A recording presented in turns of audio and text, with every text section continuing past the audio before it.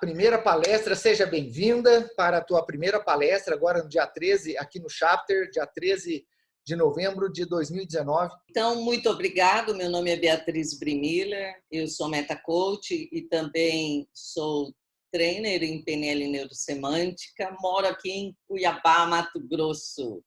E para mim é uma alegria estar compartilhando esses ensinamentos, né, da PNL e da Neurosemântica com vocês. Então, eu gostaria de iniciar trazendo uma definição de inteligência emocional feita pelo Daniel Goleman. Então, o Daniel Goleman diz que inteligência emocional é a capacidade de identificar os nossos próprios sentimentos e dos outros, de nos motivar e digerir bem as emoções dentro de nós e nos nossos relacionamentos. Então, inteligência emocional é você saber como administrar, como gerenciar os seus estados emocionais com você mesmo e na relação com as outras pessoas. Então, ele também coloca que é fundamental, tanto para o seu sucesso como para o insucesso, você saber gerir as suas emoções, né? Com você mesmo ou nos seus relacionamentos. Quer dizer, ter inteligência emocional é fundamental para o seu sucesso. Então, vamos lá. Nós vamos lá para os conhecimentos que o nosso Dr. Michael Hall traz para nós, e ele nos diz o seguinte, com relação à comunicação, que nós nos comunicamos não uma pessoa com outra, e sim de um estado para o outro. Então, quando nós estamos nos comunicando com outra pessoa, o que nós estamos levando para outra pessoa é o estado emocional em que nós estamos. E a outra pessoa está se comunicando através do estado emocional dela. E isso nos diz que os estados emocionais em que nós estamos, eles podem contagiar outras pessoas ou eles podem contaminar. E nós sabemos muito bem no dia a dia, na nossa vida, como é isso, né? Nós chegamos num ambiente que as pessoas estão alegres, brincando, a gente automaticamente se sente contagiada, entra no clima e está ali gostoso, aquele ambiente maravilhoso. Ou de outro lado, algo que é bem comum, corriqueiro, você está numa fila de banco ou de um órgão público, alguém na sua frente vira para trás e começa a reclamar da espera da fila, não sei o quê, aquele estado emocional, né, vamos dizer, difícil, de poucos recursos, né? O que acontece? Se a gente não está atento, a gente se deixa contaminar por aquele estado emocional que aquela pessoa tem. Então, quanto a gente é capaz de gerenciar, administrar os nossos estados emocionais, né? É um fator crítico ter essa habilidade para nos comunicarmos de uma forma geral na vida, né? Então, é a gente saber reconhecer o que estado emocional você está, que estado emocional o outro está, e saber gerenciar esses estados. Então, nós vamos estar falando sobre isso, da importância da gente perceber os estados, como perceber, como administrar esses estados, ok? Então, o que é um estado? Um estado, ele é um estado que a gente diz, um estado de mente, um estado de corpo e um estado emocional. Então, ele não é algo separado, que a gente usa, assim, dessa forma, uma forma de melhor explicar. Porém, um estado, ele é um estado mental e emocional. Ele é um estado mente, corpo, emoção. E ele é um estado todo é um sistema todo interconectado. Então, nós não conseguimos dissociar. Porque no instante que nós pensamos em algo, nós sentimos no corpo e agimos.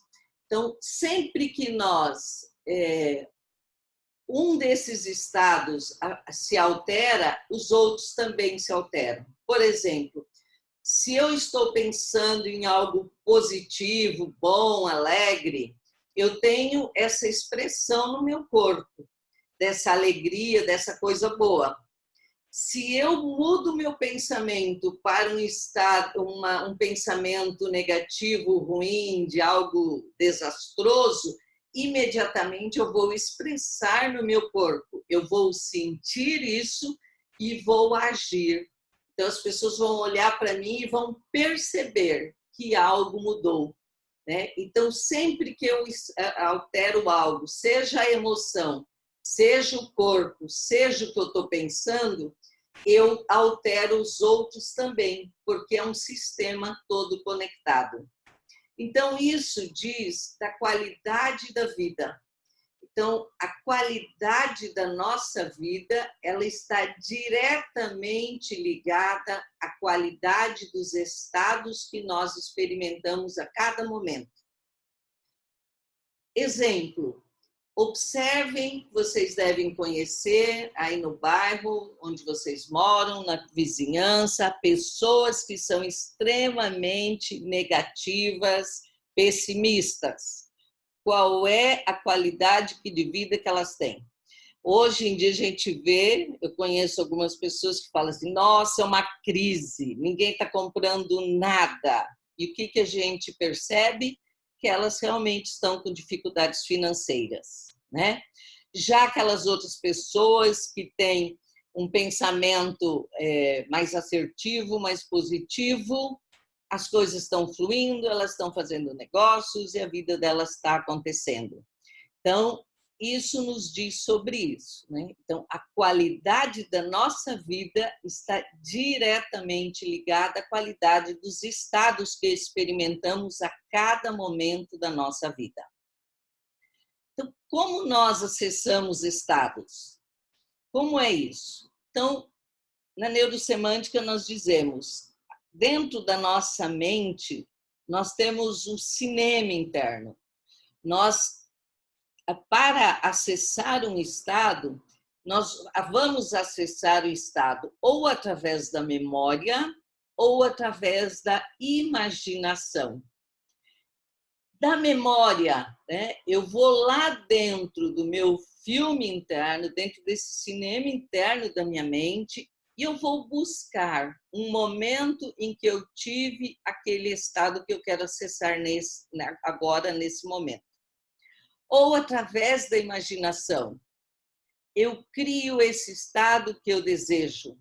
Ou também eu posso modelar, pensar em alguém que tem esse estado, vive esse estado. Então, à medida que eu me conecto com esse filme interno e trago as imagens, os sons, as sensações e tudo que faz parte desse filme interno, desse estado que eu quero acessar, imediatamente eu trago para o meu corpo, para a minha fisiologia.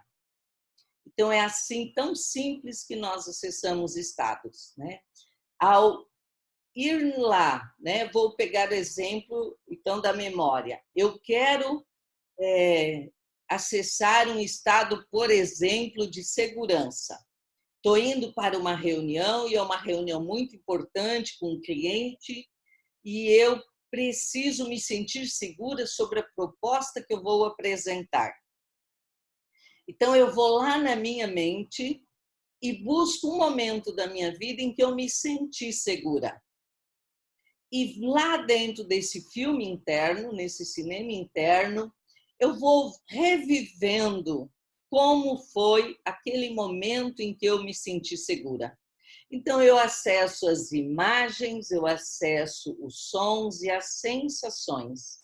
E à medida que eu vou acessando esse cinema interno, eu trago imediatamente esse estado para esse momento em que eu estou acessando essa memória.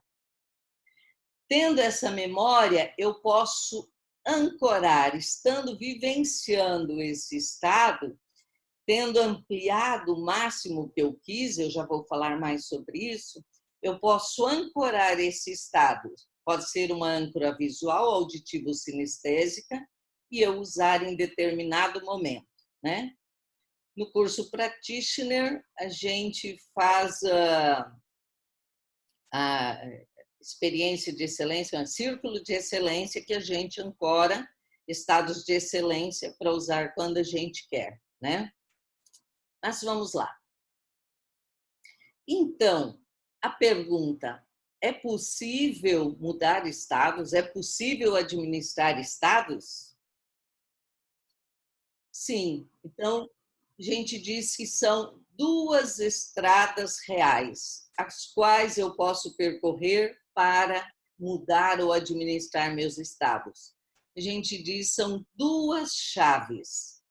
E quais são essas chaves? A primeira é o nosso corpo. Então, se eu estou num estado triste, por exemplo, qual é a postura corporal que eu tenho? Ou eu estou desanimado?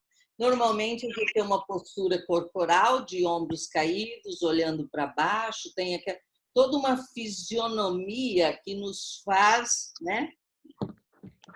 Eu digo assim, meio murchos. Então, o meu corpo está mostrando o estado que eu estou, tá? Como eu posso mudar através do corpo? Mudando minha postura. Primeira coisa, coluna ereta. Quando eu me coloco com a coluna ereta, eu já começo a fazer a minha mudança de estado.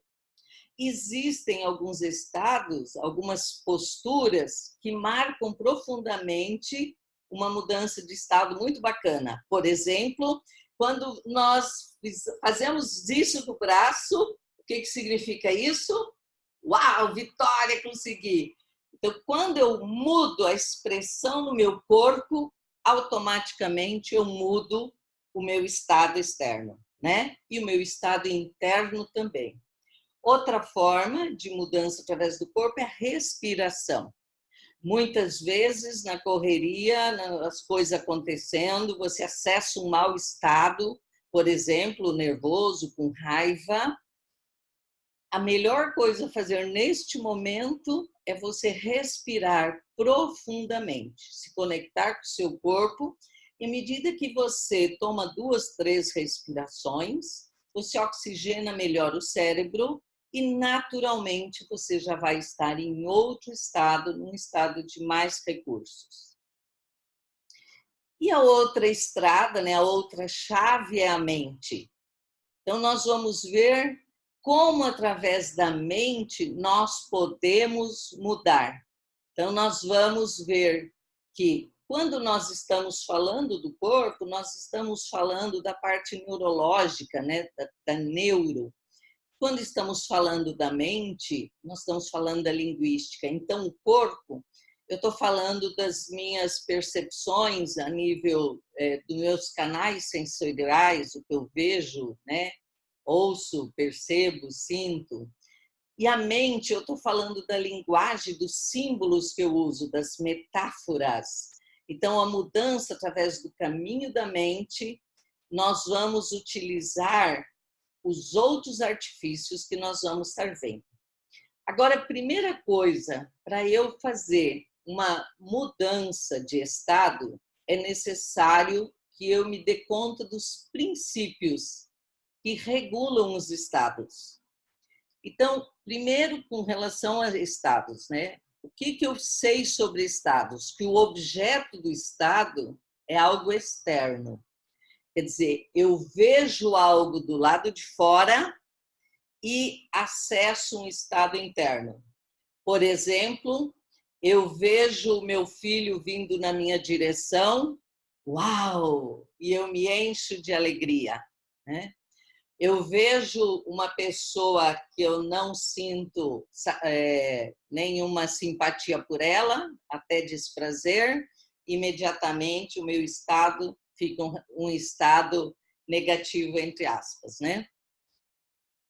Outro ponto para mudança de estados fundamental é a consciência de estado. O que é isso?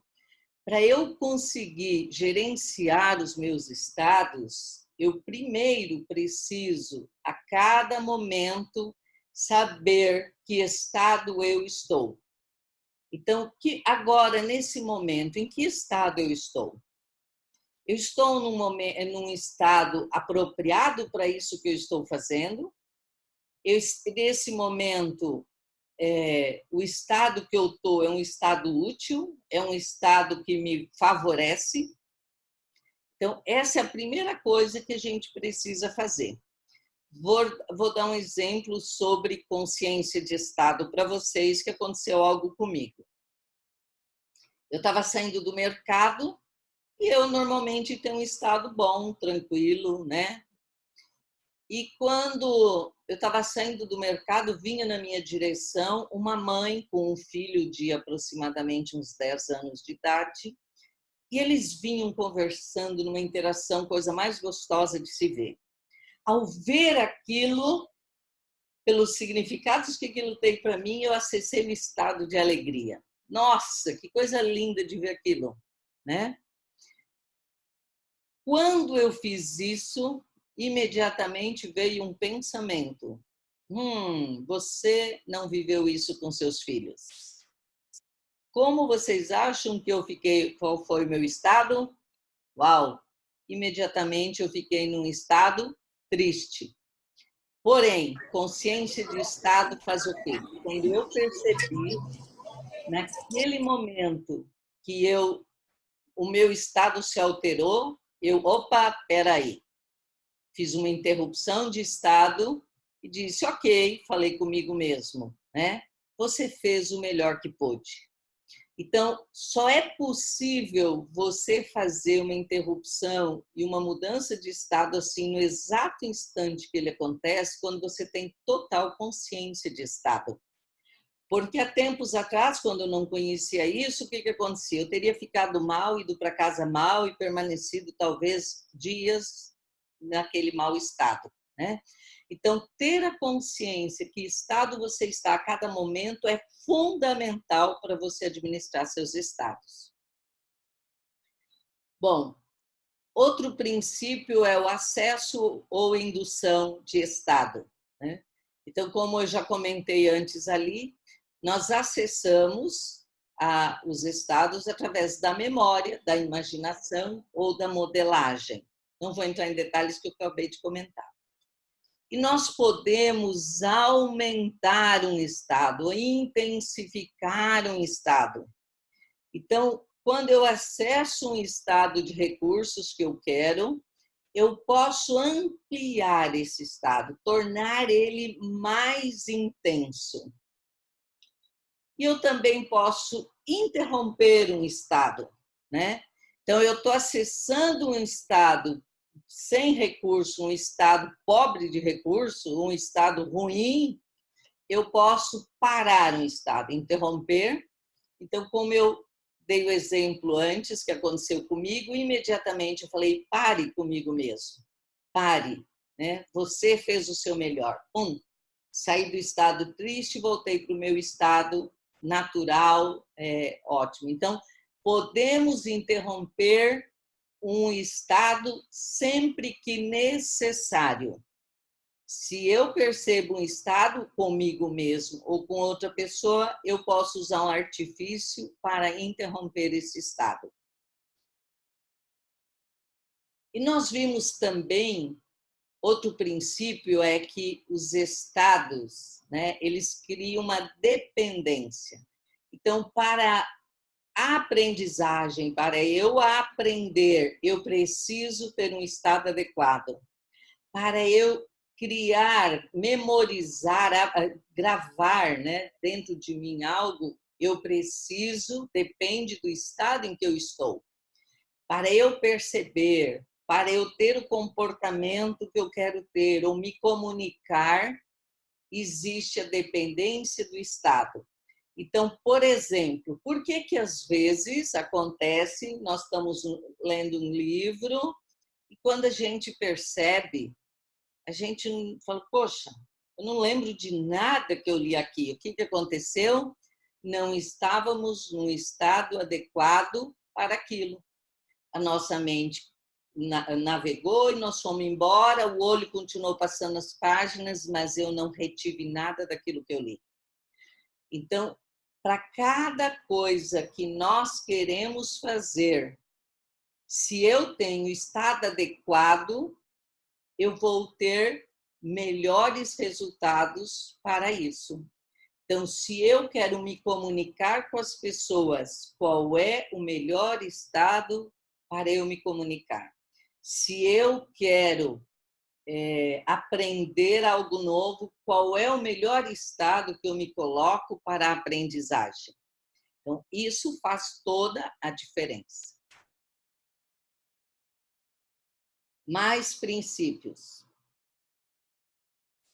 Contrastes. Então, nós sabemos que os estados, eles têm diferentes. Por exemplo, se você pensar num estado... Desculpa. Se você pensar num estado de alegria, por exemplo, você pode acessar diversos estados que você já viveu alegria e eles não são iguais. Então, existem contrastes. Outro princípio são as âncoras. As âncoras são poderosas para nos ajudar a criar gatilhos, links, para ter um estado de recursos e ser utilizado em outro momento. E é lógico, eu pus a observação e testar. Sempre que criamos uma âncora de recursos, precisamos testar se está devidamente ancorado. Agora, todas as âncoras são voluntariamente criadas? Não. Nós temos ancorado em nós âncoras de momentos que nós vivemos, né? Na infância, em outros momentos, na adolescência, estão ancorados através de música, através de sensações, através do paladar, com comidas que comemos, através de cheiros, então, através de imagens. Então, naturalmente, quando vivemos experiências fortes, de estados emocionais fortes, nós criamos âncoras em nós, naturalmente, sem esforço. Mas as âncoras, elas são uma ferramenta maravilhosa que podemos utilizar para criar gatilhos de âncoras de recursos para, em um outro momento, utilizá-las. Bom, outro princípio é a utilização. Então, para que serve um estado? Se eu ancorei um estado emocional, um estado de recurso, por exemplo, de segurança, onde eu quero usar esse estado? Para que eu quero um estado de recurso de segurança? Ok? Então, sempre que eu vou acessar um estado ou criar uma âncora de um estado para mim, eu tenho uma utilidade para ele. Então, é sempre bom você já fazer a ponte ao futuro e criar onde eu vou utilizar esse estado de recursos. Bom, um estado também é um estado emocional, né? Então, a emoção, ela é traduzida para nós da seguinte forma. Nós temos expectativas, nós desejamos coisas nesse mundo. E estamos na vida e a realidade acontece. Então, a diferença entre o que eu espero e o que eu recebo nessa realidade, né? O quanto eu recebo daquilo que eu espero é a emoção que eu vou experimentar. Então, por exemplo, se eu espero eu estou chegando em casa e eu espero que a janta esteja pronta. E eu chego lá, nem tem ninguém em casa, nem pensar em comida pronta, uau! Né? Expectativa era uma e a realidade é abaixo do que eu esperava. Então, provavelmente, eu vou experimentar uma emoção de frustração, eu vou ficar chateada, eu vou qualquer coisa assim. Então, na neurosemântica, a gente não diz uma emoção negativa, né? A gente poderia dizer, eu experimento uma emoção negativa. Mas a gente não diz isso por quê? Porque toda emoção, ela está nos apontando algo, né? Então, eu tinha uma expectativa elevada e a realidade me mostrou que não foi possível cumprir aquela expectativa. Então, eu talvez tenha que reduzir minhas expectativas. Uma emoção dita positiva, eu vou experimentar quando a minha expectativa é baixa e o que eu recebo é muito maior, né? Então, eu não estou esperando nada, estou vindo para casa, tranquila, chego em casa, tem um jantar, pessoas maravilhosas me esperando, tudo acontecendo de uma forma extraordinária. Uau! Né? Então, a realidade me presenteando com muito mais do que eu esperava. Então, a minha emoção vai ser uma emoção de alegria, de felicidade, né? Outro princípio é, eu posso estender um estado e eu também posso conter um estado. Então, quando eu estendo, eu tenho um estado para algo e eu posso contaminar outras áreas com aquele estado positivo, bom que eu tenho, né? Por exemplo, no AGP, nós temos o padrão de metaestados do prazer. Lá é um exemplo que a gente faz. A gente acessa um estado de prazer para algo que a gente gosta muito e a gente estende esse estado para algo que é necessário e importante fazer. Então, é como se eu contaminasse aquela outra área da minha vida com esse estado. E também eu posso conter, né? Quando eu tenho um estado exagerado, eu posso criar limites, barreiras para reduzir a sua influência. Bom, os estados, eles se expressam. E como nós expressamos os estados? Através do pensamento, através do sentimento, da nossa fala e do nosso comportamento. Então, o que é um meta-estado? Vou dar esse exemplo nessa representação. Então, algo externo, né, um evento externo acontece e, ao ver esse evento externo, ao perceber esse evento externo, eu acesso um estado primário. Que estado pode ser? Pode ser o estado de raiva, um estado de alegria, um estado de euforia, um estado primário. Esse estado, ele tem características, né, uma representação dentro de mim, lá no meu cinema interno. Então, ele tem uma imagem, tem sons e sensações. Ele pode estar me lembrando de algo que já está gravado no meu cinema interno, mas ele também pode estar sendo gravado agora, né? Mas ele normalmente desperta algo que eu já tenho dentro do meu cinema interno. Opa, desculpa, apertei o botão errado. Então, ao pensar sobre aquele evento que aconteceu, eu crio o primeiro meta-estado. E ao pensar sobre aquilo que eu pensei, eu crio o meu segundo meta-estado.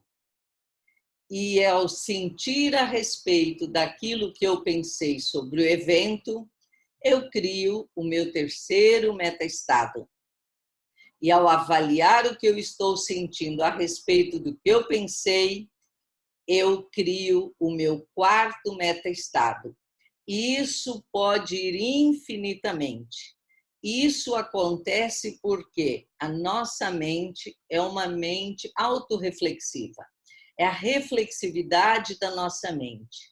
Então, acontece algo, eu primeiro sinto no meu corpo, expresso isso na minha fisiologia e imediatamente o que a gente faz? A gente começa a pensar a respeito daquilo, a gente pensa sobre o que pensou, a gente sente a respeito daquilo, a gente cria avaliações e assim a gente vai camada por camada criando novos meta-estados.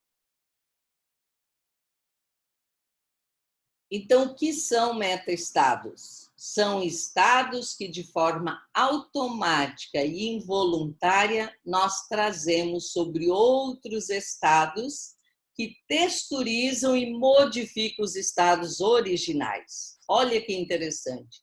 Então, cada vez que eu acesso um meta-estado, ele muda o estado anterior que eu tinha. Vou voltar àquele exemplo que eu dei saindo do supermercado. Meu estado era tranquilo. Ao ver a mãe com a criança, e eu pensei que coisa linda, maravilhosa o que eu fiz, eu acessei meu primeiro meta-estado. Ao vir um pensamento e eu pensar não foi assim, eu acessei o meu segundo meta-estado, né? Fiquei triste. Ao bloquear e falar não, fiz o meu melhor, eu voltei ao meu estado tranquilo, né? E isso também fala de algo muito interessante que os meta-estados fazem, né? Primeiro, eles dão a qualidade aos nossos estados primários. Segundo, outro ponto é que a gente diz que o enquadramento superior regula o jogo. Então, o que você tem como último meta-estado é aquilo que está dominando tudo que tem abaixo. Vou dar alguns exemplos para a gente perceber como isso acontece. O primeiro, a gente criar meta-estados é um movimento natural da nossa mente. Nós fazemos isso sabendo ou não sabendo, né? Então, por exemplo, você está ali tranquilo, desfrutando de um momento, calmo, de bem, e daqui a pouco te vem um pensamento: como é bom estar podendo desfrutar isso. Então, eu representei como um meta-estado de liberdade. E ao perceber que eu tenho essa liberdade, que eu estou, uau, como é bom ter toda essa liberdade de estar desfrutando esse momento. Então, eu acesso um meta-estado de prazer. E ao acessar esse, vem o pensamento comigo e diz assim: puxa, mas sou eu mesmo que crio isso dentro de mim. Então, eu crio um meta-estado de admiração. Então, aqui, nesse desenho, o meu estado que está dominando o jogo é o admiração, porque é admiração sobre prazer, sobre liberdade, sobre calma. E eu posso pensar, só depende de mim. E eu posso sentir um estado, um meta-estado de orgulho.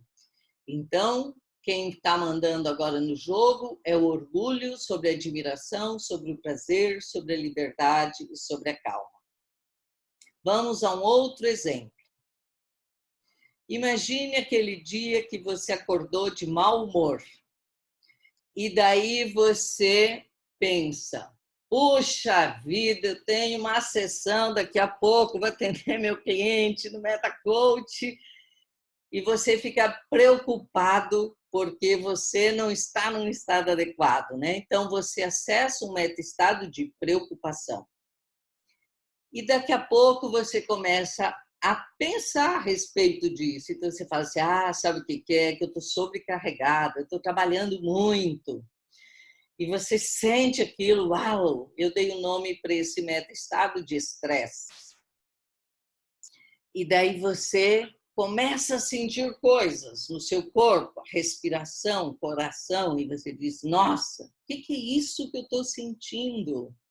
E daí eu dei o nome de meta-estado de medo. E sentindo esse medo, você diz, algo está errado comigo. E daí vem um meta-estado de ansiedade. Dizer, mas eu não devia estar pensando essas coisas, então eu fico com raiva de mim, porque eu devia estar me preparando, entrando num estado adequado para a minha sessão, e pelo contrário, eu estou aqui com uma cadeia de meta-estados que estão me desempoderando cada vez mais. Né? Então, o que acontece? Quando você cria uma camada sobre camada, isso é camada sobre camada de meta-estados, aquele meta-estado lá em cima é o que vai dominar o jogo.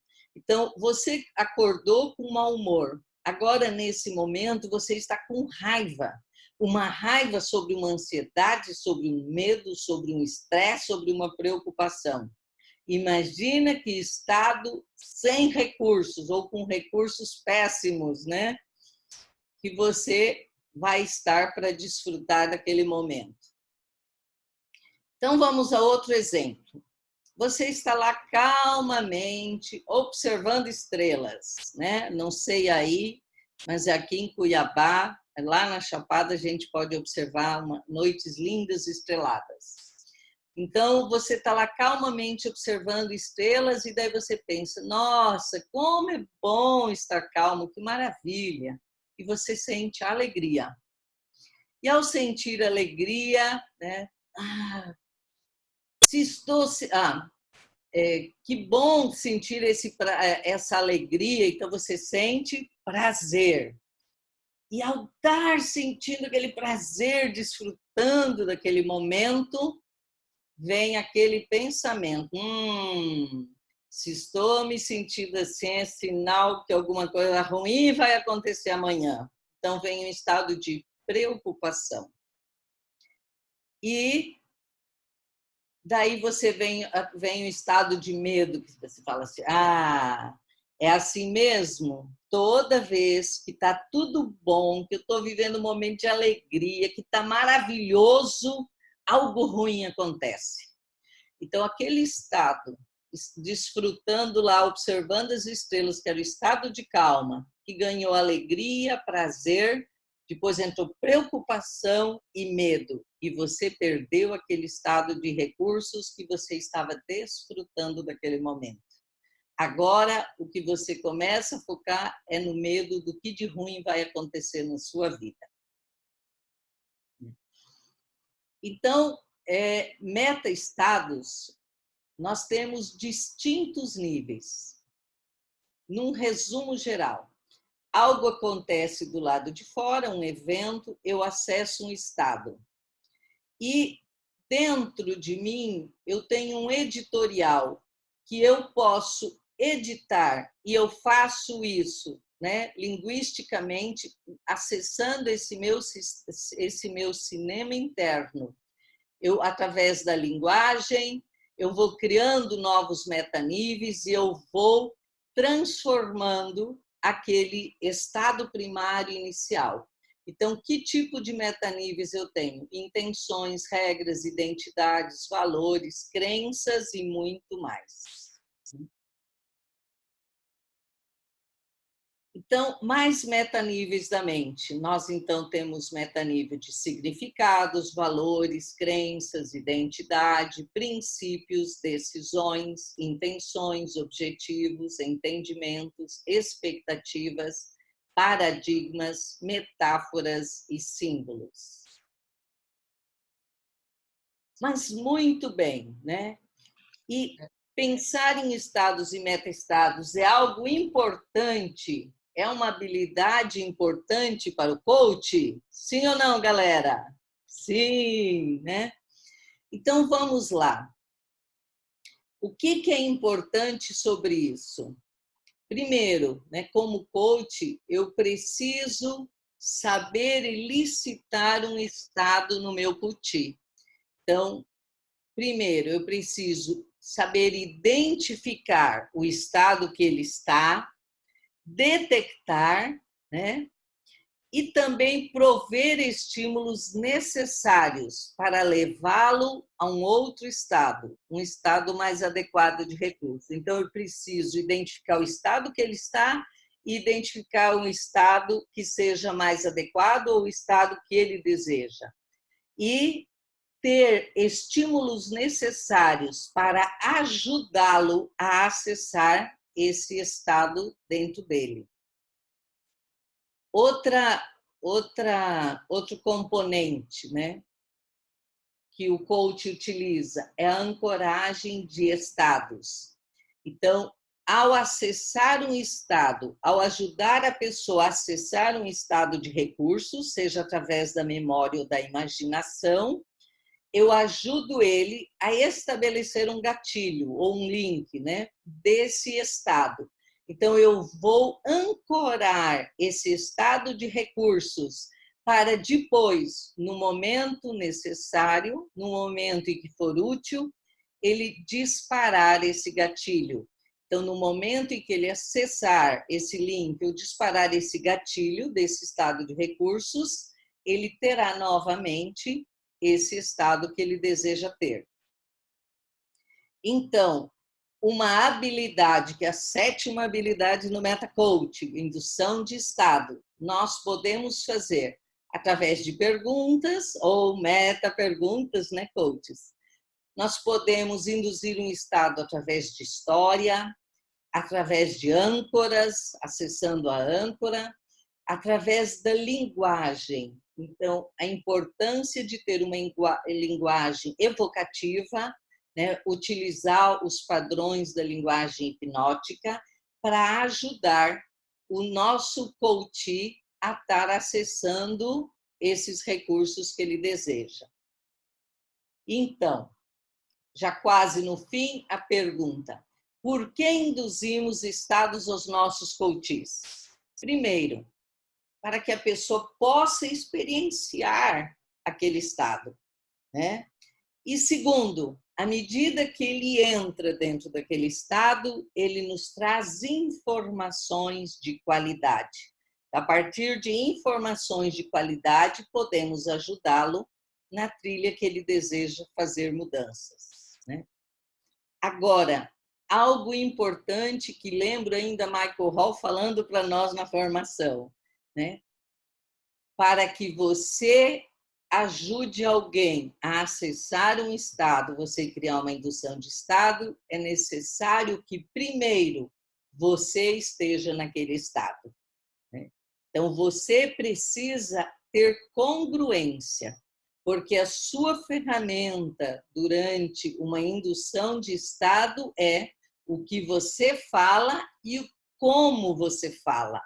Então, a forma como você fala e aquilo que você fala tem que estar congruente, tem que estar em sintonia.